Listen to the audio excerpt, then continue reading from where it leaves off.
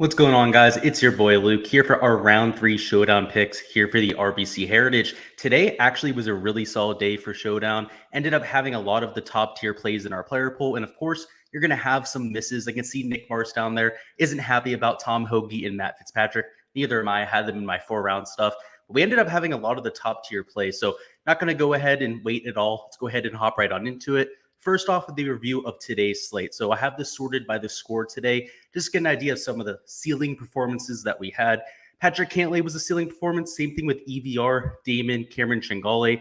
All 4 of those players were in my player pool, were a core part of our picks yesterday. So, of course, ended up being a solid day. I can see some hater down there in chat was like, oh, the picks aren't all that good lately, CA or something like that. I blocked you, first of all. Second of all, it's hard not to have a good day when you have literally 4 of the top 5 scorers on the slate. Not talking about even Ian Poulter, who had 8 birdies on the day. Of course, he was also a top scorer. Jason Kokrak, another player I talked about. Matthew Neesmith as well. Aaron Wise was also in our player pool. So first off, clown, not sure what you're talking about. So, and also just to show you my player pool for DraftKings, I have quite a few live lineups. You can see I have 2 lineups tied for 201st place. Of course, Patrick Cantlay was a sleeper pick for us. This lineup, not quite as strong as my other lineup. You can see this one, every single player is 4 under or better. So we definitely have some live lineups. So just wanted to go ahead and set that person straight to start off the stream here. Of course, you're going to have some problems. You're going to have players that don't play all that well. Chris Kirk missed the cut for me. Dustin Johnson did. Matthew Fitzpatrick, like I just mentioned, but we also had a lot of hits, right? That's why you play more than one lineup. So just got to set the clown straight from time to time. They're going to come by and trying to hate. As long as you're picking some high upside plays, these are GPP picks, right? They're volatile by nature. That's literally what I say with almost every pick that I give, is that they're high upside. They might be high risk, but they also have those ceilings in them. So a few other picks to talk about. Brendan Todd was not in the player pool. That was definitely a surprising performance. Same thing with Camilo Villegas. Both of them went off early today. Both also went off the back 9. So that is the more protected of the 2 9s. It has a little bit more trees up until the last 3 holes. And they also got to 16, 17, and 18, which are also the most difficult golf holes when the windows wasn't all that crazy. So that's kind of why you saw some of those lower tier players like a Todd Villegas get towards the top of the leaderboard. So that might be something to consider for tomorrow. The weather's not going to be nearly as bad, so it's not going to be quite as big of an effect. But getting those guys that are going off early was advantageous. A few other guys that played well today, Swafford, we had him in a few lineups, but he wasn't a ceiling performance. Same thing with Kevin Na. They were just nice to have in the player pool.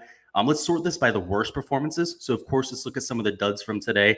Not a lot that were in our player pool that I can think of. Let me see. Yeah, I can't really see any of these guys that were in our player pool. Matt Fitzpatrick he shot 4 over.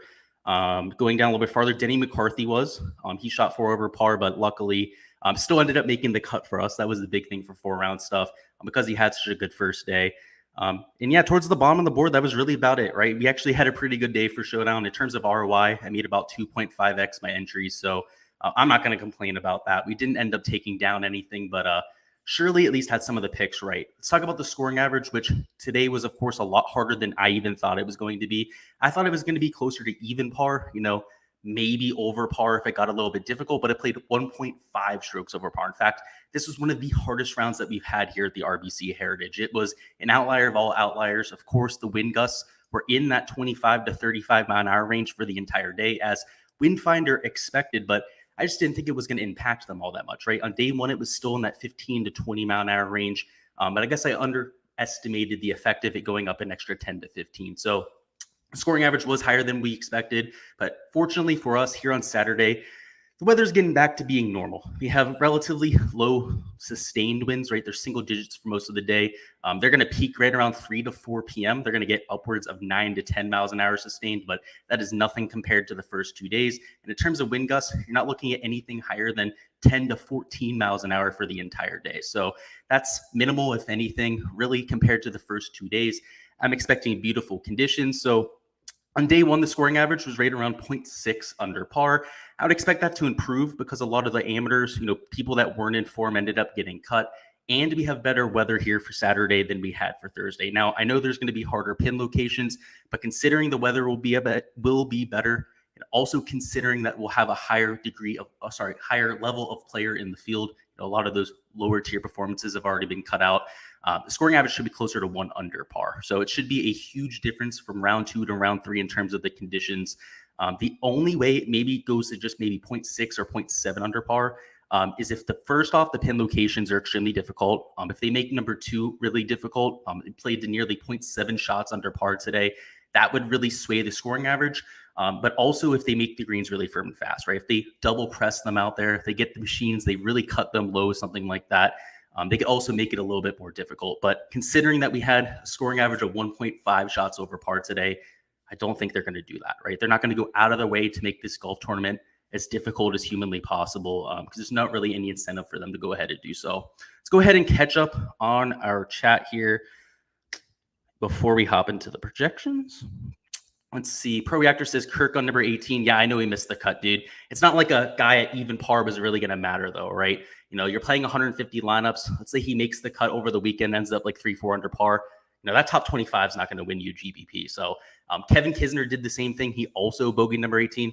Couldn't really give a shit less, right? Those guys weren't going to win us a GPP anyways. Barry Rabar says, my Pebble Beach narrative got me cashing huge this week. Yes, I agree. I actually was looking at that as a calm course too, but of course, Spieth was playing really well there, who I didn't have Spieth. That would have been a good reason to play him this week. That's for sure, Barry. So definitely a good call there. Damon, Cooch, Cantlay. Only if Tom Hoagie also came through, then that narrative would just be like through the roof, obviously, because he was the winner there. But definitely good on you there, Barry. That was a good narrative to run with. Robert says Fitz went full eject mode. It was the par. I believe it was hole number 4 or was hole number 14. I'm not sure which par 3 it was. It was one of them that had water. He hit his first shot into the water. His second shot was a really crappy iron shot to like 40 feet, something like that.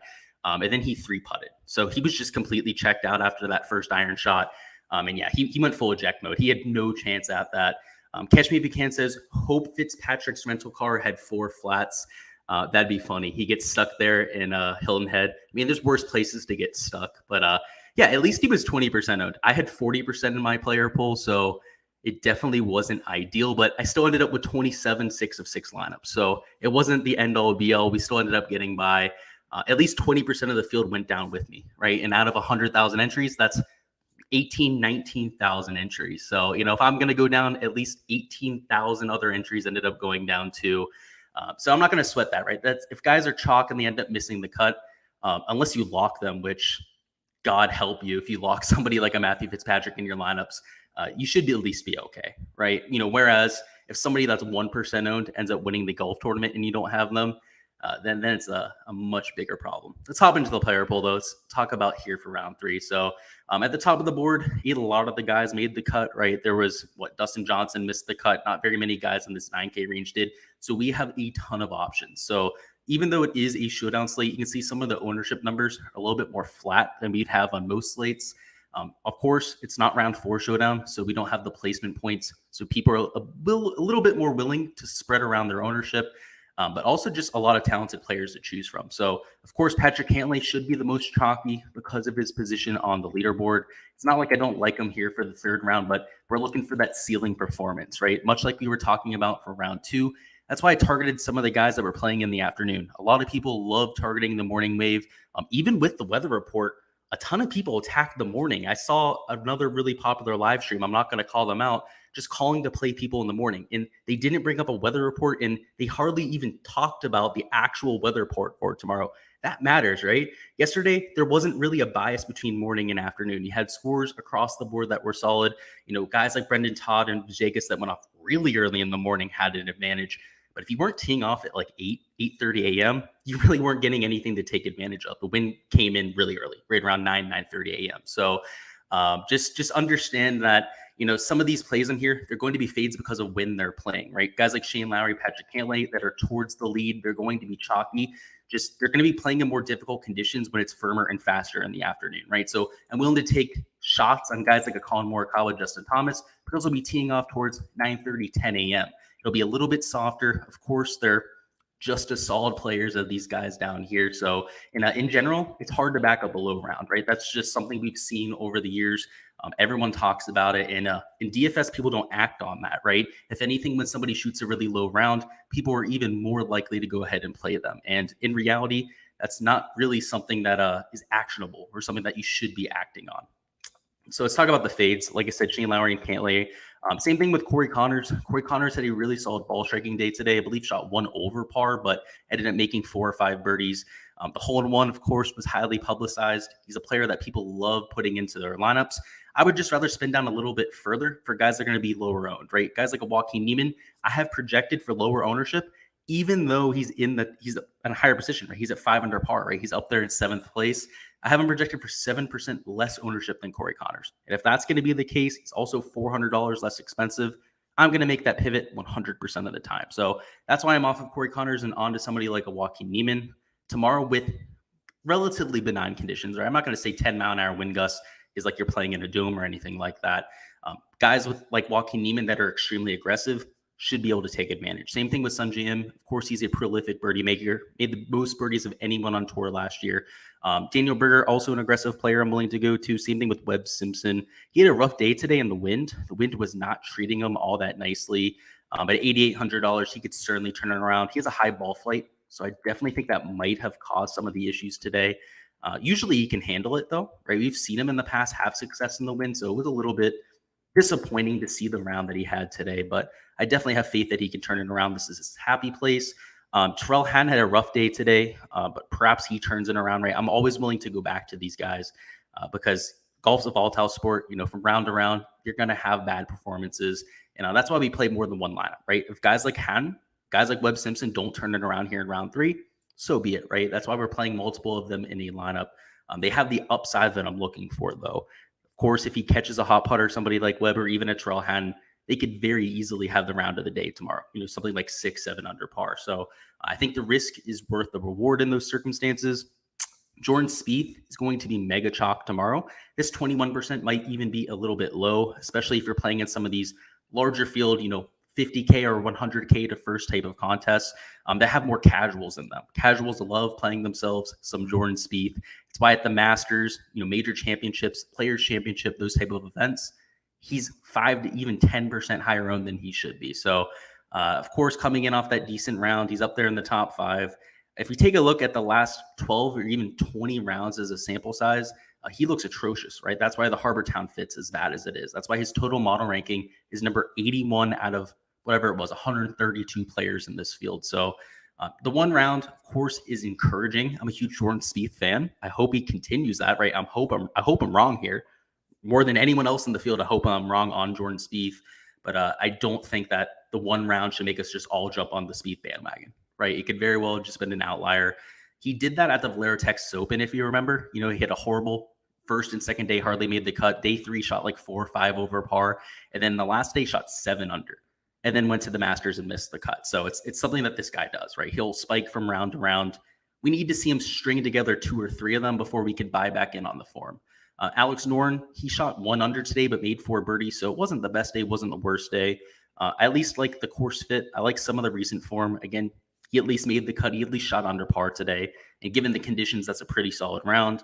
Maverick McNeely, he hardly made the cut. He's always a high upside play. I think because he was slightly disappointing, right? A guy who hardly made the cut, where a ton of these guys up top made the cut, right? So making the cut really isn't getting it done this week. I'm willing to get there now that he's lower owned. He was closer to 20% in 4-round stuff. He was higher owned for yesterday's slate for Showdown. At 1 under par, a decent course fit. Just needs to get that hot putter. He's got to go out there, gain a few strokes with the putter to the field. If he does, he's more than capable of taking the place low. Not a huge fan of Cameron Young. He looked really, really rusty today. Kind of called that. He just high ball hitter. When you have these windy conditions, it isn't going to go well. You're looking for the guys that can flight the ball. Matt Kuchar, he looked decent today, but he's always just such a low upside play. He doesn't really have those super low rounds in him. He's very capable, very consistent at going out there shooting 2, 3 under. But for him to get to 5 or 6 under is a little bit more rare. Tommy Fleetwood hardly made the cut. His ball striking is still a liability, particularly off the tee.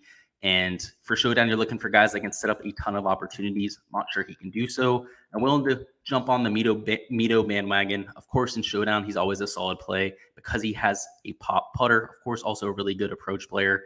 Sibu Kim at $7,800, always a madman. Super high upside. I like going there. Same thing with Kevin Non, Jason Kokrak. Just all four of these players, I guess I'm going to group them all together. They're all solid with the approach play, and they're all pop putters.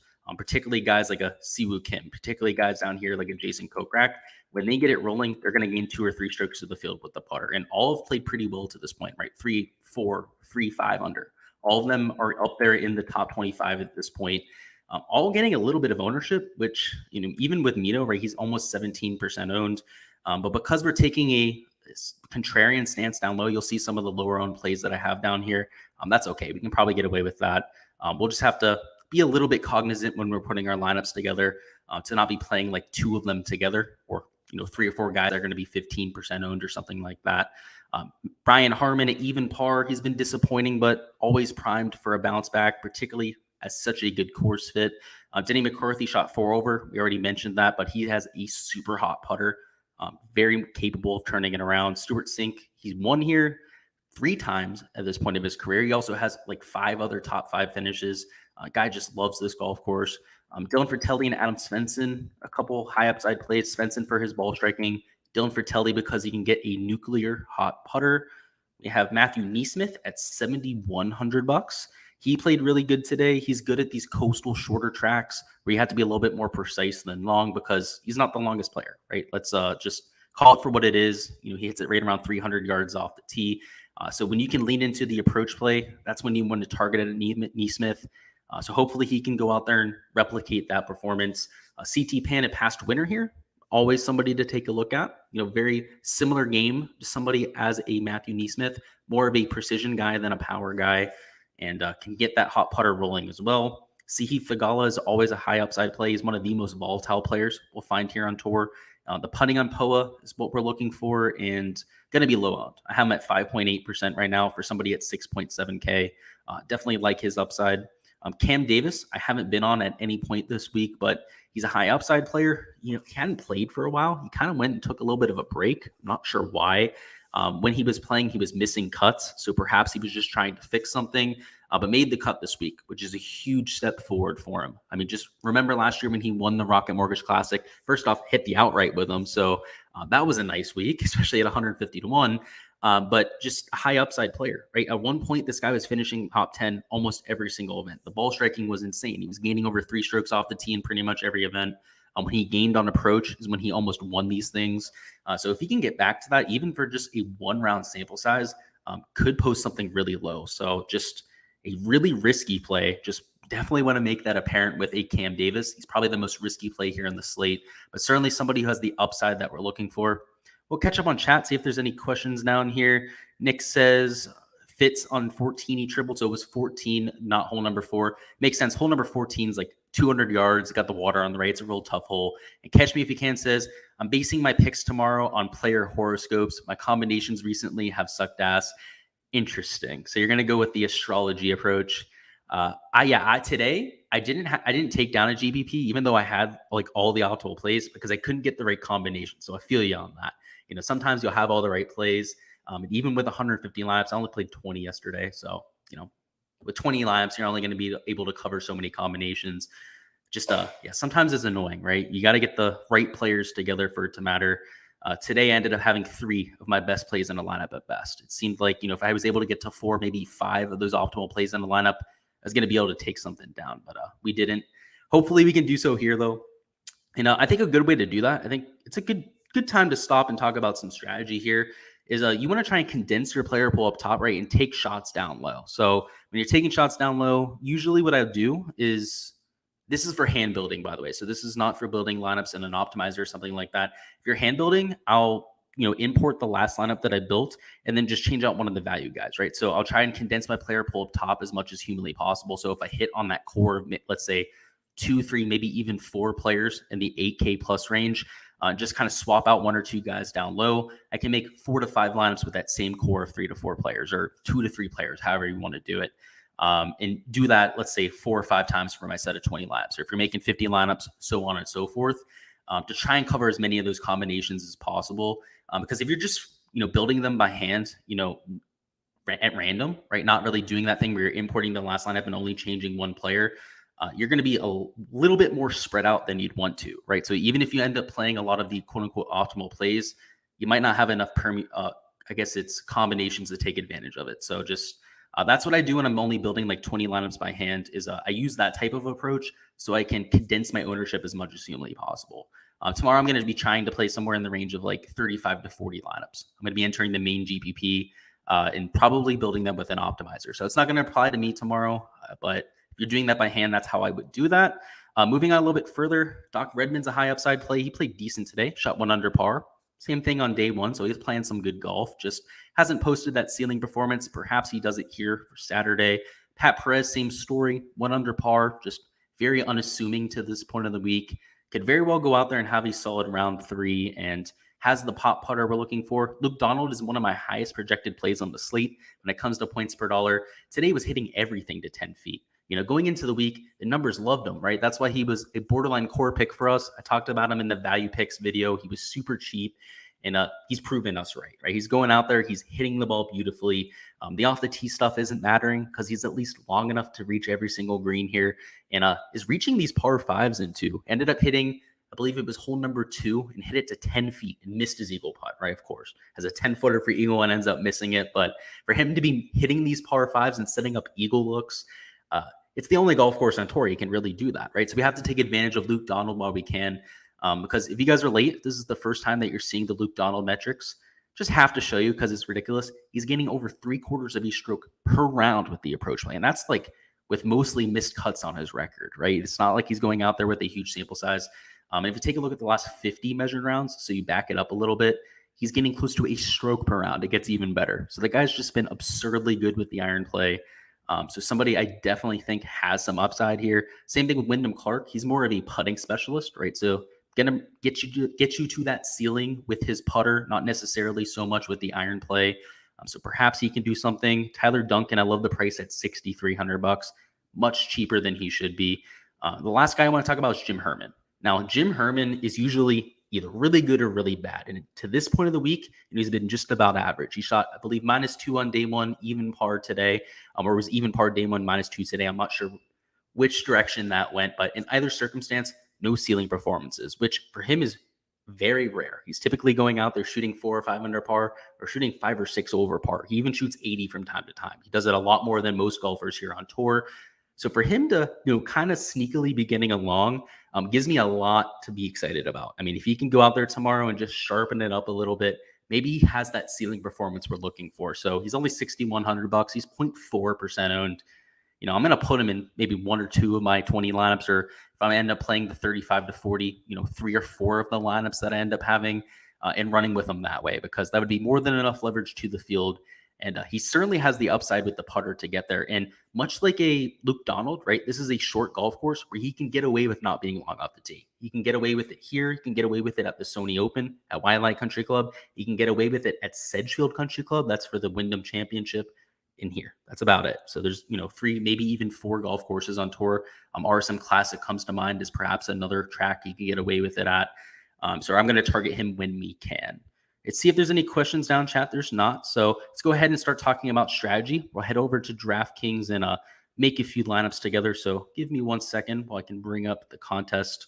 And we're going to start off with the cash lineup this time. So we're going to do it in the opposite order. I'm going to talk about my favorite cash plays before hopping into a little bit more of a strategic approach to talk about my favorite GPP plays and perhaps, some of the thought process that goes into making these lineups. So let me go ahead and share my screen here. I have the contest up now. All right, there we go. So first off, like I said, we're going to start off with more of a cash approach. So this is for double ups. This is for head-to-heads. All those sort of contests where you're just looking to beat 50, maybe 33% of the field if you're in a triple up or something like that. So in these type of builds, of course, ownership isn't an issue. It's more just about taking the highest projected plays that we can. So up top, I like to be a little bit more balanced. Whereas in GPPs, I like getting to guys like Morikawa and Justin Thomas. I'm here for cash. I'd much rather take these 9K options that I'm in love with, right? So for me, Patrick Cantlay makes a lot of sense in cash because he's playing good golf. He's very likely to go out there, shoot at least 2-3 under par tomorrow. So I like his chances, even in the more difficult of the two sets of conditions. In the morning, it's probably going to be a little bit more receptive than the afternoon, like I was showing you guys before. But for cash, we don't need a ceiling, right? Those 2-3 under par performances are going to be more than enough. And of the guys up top, I have the most confidence in Patrick Cantlay doing so. For my second man in, I think Joaquin Niemann is the guy that I'm going to end up going with here. I'm just playing beautiful golf, much like a Patrick Cantlay. He's 5 under par. Ball striking has been there for a solid month and a half at this point. So certainly like going to him. I would like to take Corey Connors. Corey Connors is like the cash contest machine because he makes like 4 to 5 birdies every single round, even if he's shooting well over par. And he's also somebody who's just so consistent with the ball striking. I mean, this guy doesn't have many bad rounds out there. So if I was going to swap anyone, I would swap from Niemann to Connors. But given we're already down to $7,700 remaining, let's see what the Joaquin Niemann lineup looks like to start. If we have the cash, perhaps we'll circle back. Down in the 8K range now, you're just looking for the highest floor play that you can, right? We're not really looking for upside. So for me, looking at guys like a Horschel makes sense. Same thing with an Alex Noren. They're high floor plays, like I said, just guys we know are going to make some birdies. So let's go ahead and put Noren in there to start. Moving down into this 7K range, Kevin Na seems like a pretty solid cash play, but let's weigh our options here before we choose. We could spend up a little bit, take somebody like a Siwoo Kim. We could spend up, perhaps even take a Matt Kuchar, who has had a ton of success at this golf course, or even an Adam Hadman, right? Hadman's coming in with really good form. I don't like him for GPP contests. That's why he was a no in my player pool before, because of the ownership, right? I'm expecting him to be popular, but like I mentioned before, ownership, not a big deal here for these cash contests. So let's go ahead and roll with an Adam Hadwin. That puts us at $7,300 remaining. So definitely have to be careful about our salary usage. Let's take a look at $7,500. We could go with a Brian Harmon. I wouldn't hate that. But actually, I love going to Joel Damon or Aaron Wise. So I don't think you could go wrong with either of these two options. I'm going to take Joel Damon just because he's been solid in these coastal tracks, right? He won down there at Putacana. He's had some success at windy conditions in the past. We've seen that at the RSM Classic before. He's had some success. So I do like him at $7,500. And lastly, Matthew NeSmith, very simple last man in. Another guy who's had success at these coastal tracks, of course, playing some solid golf. So the one common denominator here is all players are at least 2 under par. Alex Noren's the only guy at 2 under. Most of them are at least 3-4 under par. All should be relatively chalky. In fact, the guy who should be the lowest owned here should be Matthew NeSmith, and he's probably going to be at least 7 to 8% owned tomorrow. Then Alex Noren is going to be 10 to maybe 12% owned. I'm not sure what I had my ownership projections at on both of them. But that's really what you're looking for cash. You don't want to have anybody that's going to be 2-3% owned. That should be telling you a lot about them. More importantly, that they're a little bit too volatile for a contest like cash. So taking the quote unquote best plays on the board, the people that are a little bit of a higher floor play is the way to go here. So that's what I'd be going with. If you were going to try and take Corey Connors, right? So I mentioned that before as a possible swap. We're going to have to find $400 to spend. So easiest option would probably be to just take Hadwin, spend down to the $7,600 number, and take Kevin Na.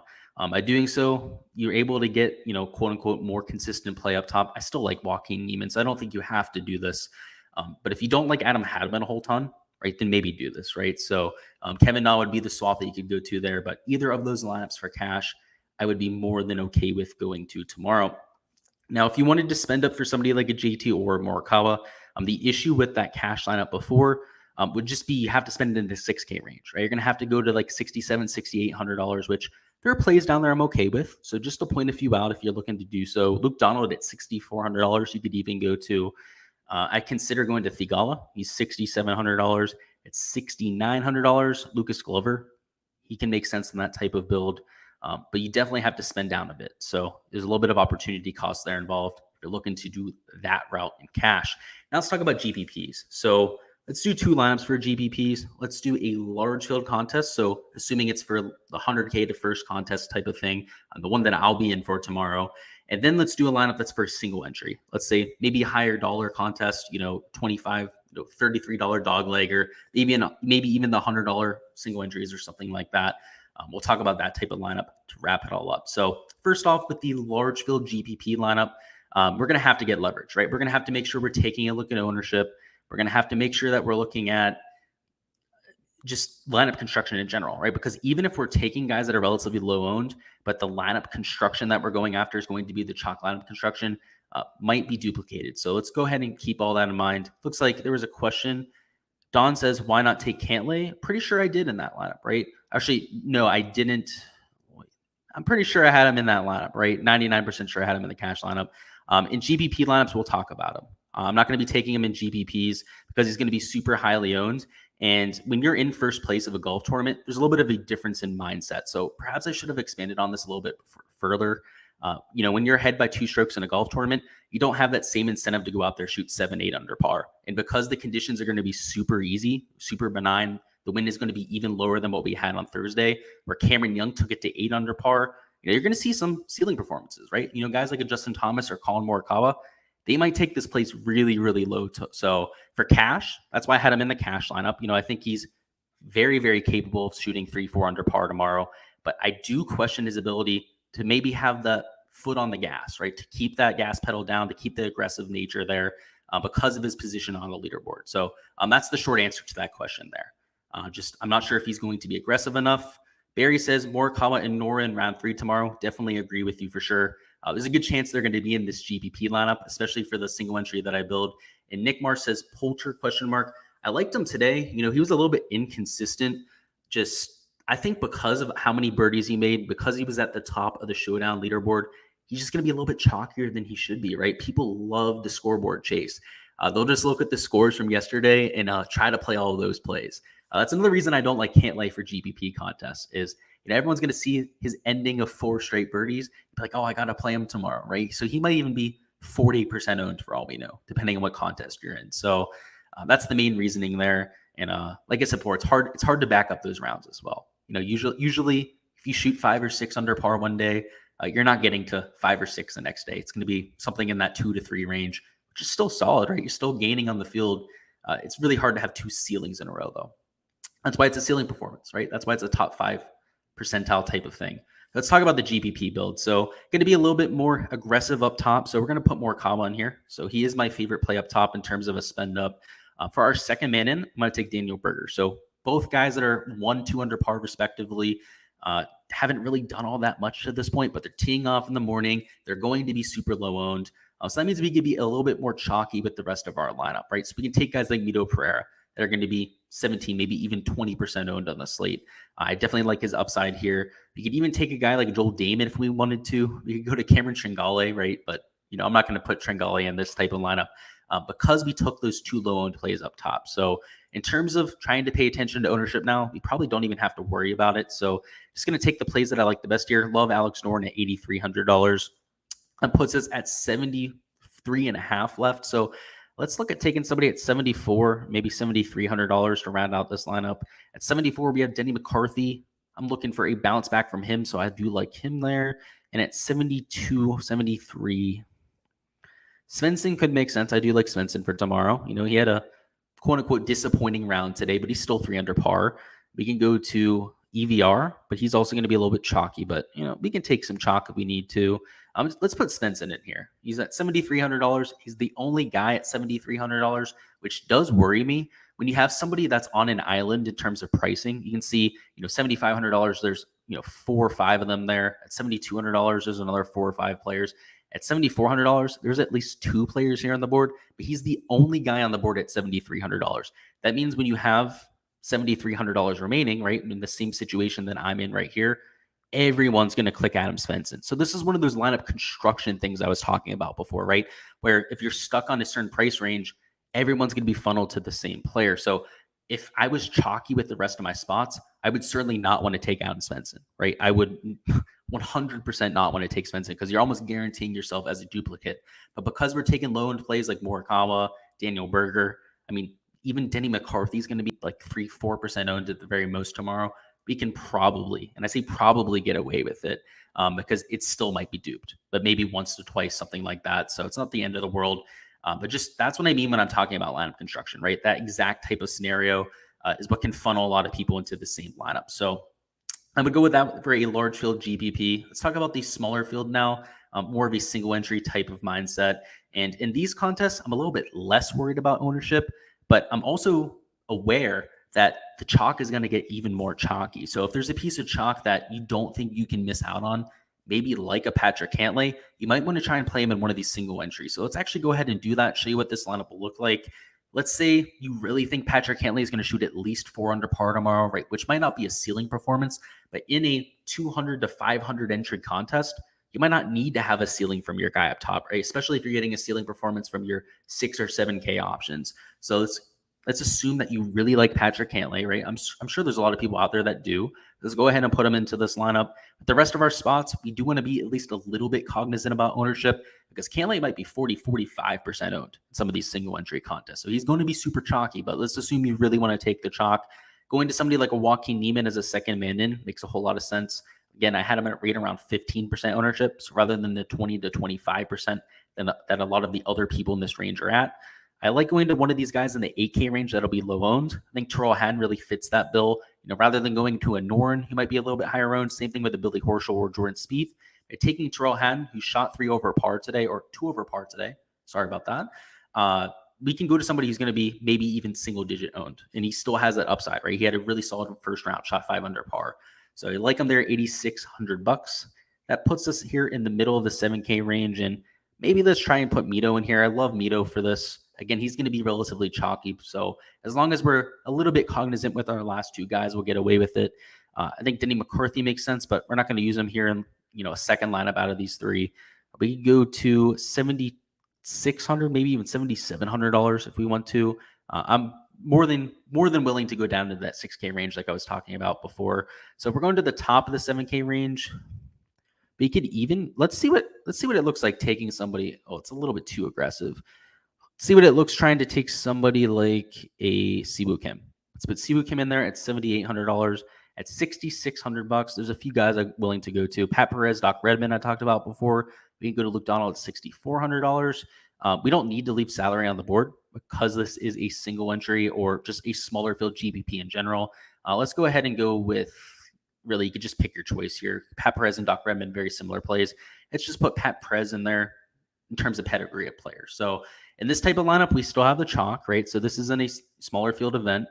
To get off the chalk, make sure that we're a little bit leveraged to the field. We took lower owned guys like a Han and Joaquin Niemann, even guys like a Pat Perez that are going to be relatively low owned. It's single entries, maybe 1 to 2% on somebody like a Pat Perez, which means that, just based on taking somebody like a Pat Perez alone, you're going to be duplicating yourself with 10, maybe 20 lineups, right? And then with the other 5 spots, you can differentiate yourself. So by taking somebody like a Siwoo Kim and a Joaquin Niemann, that should be more than enough to do so. So this is the type of lineup I'd be looking for if you want to eat the chalk with Cantlay. Now, let's assume you don't want to eat the chalk with Cantlay, right? So let's assume you want to try and take somebody like Justin Thomas, right? We haven't built a lineup with Justin Thomas, so let's do that. So you really like Justin Thomas's upside. You think he's going to go out there, just take aim at all these pins, shoot 6 or 7 under par, which very well may happen tomorrow. I'm going to have him in lineups because I think that's definitely out there. Let's look at that. So he's going to be a little bit chalky. Let's take Daniel Berger with him this time. Let's take the 2 South Florida boys, put them together in a lineup. That puts us at $7,600. So we are a little bit aggressive there, but I'm okay with it. Let's see if we can make it work. Let's say you also want to take Jordan Spieth. You just want to take the Luke's favorite players lineup. Just guys that are also going to be a little bit chalky, but are also coming in with good recent form. You can take those 3 there. That puts you at $7,400. Again, you want to have somebody in the top of the 7K range. You can go to Siwoo again. You can put Troy Merritt in there, Mito Pereira, whoever the heck you guys want. Down towards the bottom of the 7K range, wrap it up with somebody like a Svensson and then Matthew Neesmith, right? So just, you guys get the point, right? When you're building these lineups for single entries or just smaller field events, you can take the chalk if you want to, right? You can take somebody like a Jordan Spieth. That's going to be chalky. You can take a chalky Justin Thomas. Just make sure with 1 or 2 of your players that you're differentiating, right? Svensson's going to be low owned. I would assume that Matthew Neesmith is in the 5 to 6% range. So unlike our GPP lineup for the large field contest where, we had multiple guys that were 1-2% owned, we were trying to differentiate ourselves in terms of lineup construction as well. That's not really something we're worrying about here, right? This total ownership is probably a good 20-30% higher than what we had for the large field contest. So that's what I'm doing with that type of build. Hopefully that helped you guys there. We'll catch up on chat before we get out of here. Looks like Don says, do you do the Prize Picks live?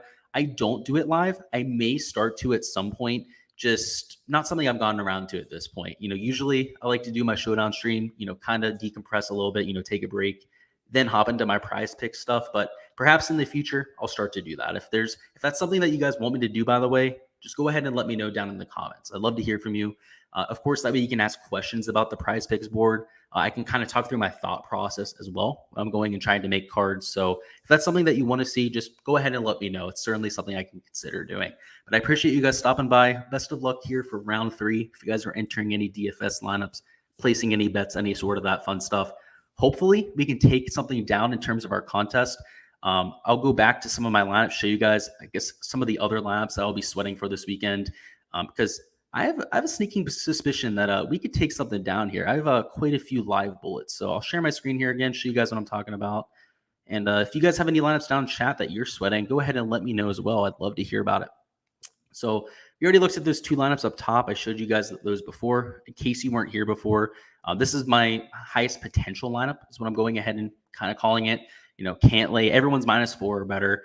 Just really need a big weekend from some of these guys at -4, right? Because if they shoot even 1 better, they're in the top 10 of this golf tournament. 2 better, they're in the top 5. So it's really going to come down to these guys at -4 for me. I have a lineup with Daniel Berger. It's tied for that lineup. So believe it or not, this is the same score as the other lineup, even though Daniel Berger's down there at 1 under par. So if Berger has a really good weekend, that lineup could be in the running. This lineup is another 6 of 6 that I have. Patrick Cantlay, Berger, and Simpson. So 2 real big duds there, right? So if I end up having any type of a performance from Berger this weekend, I could be in line to make some real good cash. So let's go down to another 6 of 6 that I have. This one right here has Morikawa. A lot of these lineups up here have Cantlay and Lowry in them, and then a bunch of guys that missed the cut, unfortunately. But when we start to get to some of my lineups that have Morikawa and Cantlay, you can see this 6 of 6 is pretty solid. There's a few value picks that need a little bit of help there. Moving down to another one that has Morikawa in it. This one's Morikawa and Lowry.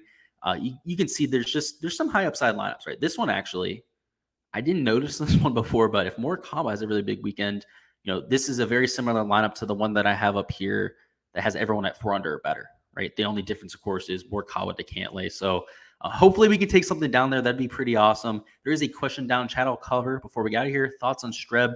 I just think he'll be a little bit higher owned, right? He's one of those guys that played really well today. He's of course in 2nd place. When we get in Showdown and for these large field tournaments, people love jumping on those guys. And in terms of value picks, they're a little bit less likely to back up that ceiling round than somebody per se like a Jordan Spieth or somebody like a Shane Lowry or a Patrick Cantlay. When those players get hot, they can go out there and put up 65s from day to day.